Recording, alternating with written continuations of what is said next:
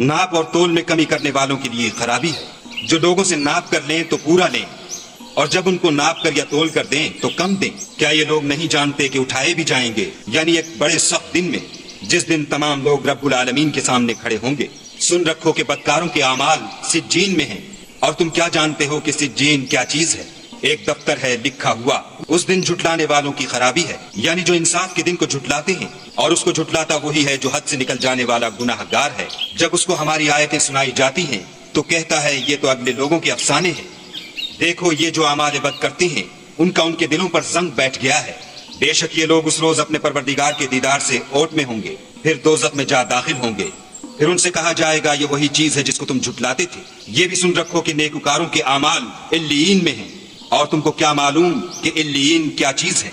एक दफ्तर है लिखा हुआ जिसके पास मुकर्रब फरिश्ते हाजिर रहते हैं। बेशक नेक लोग चैन में होंगे, तख्तों पर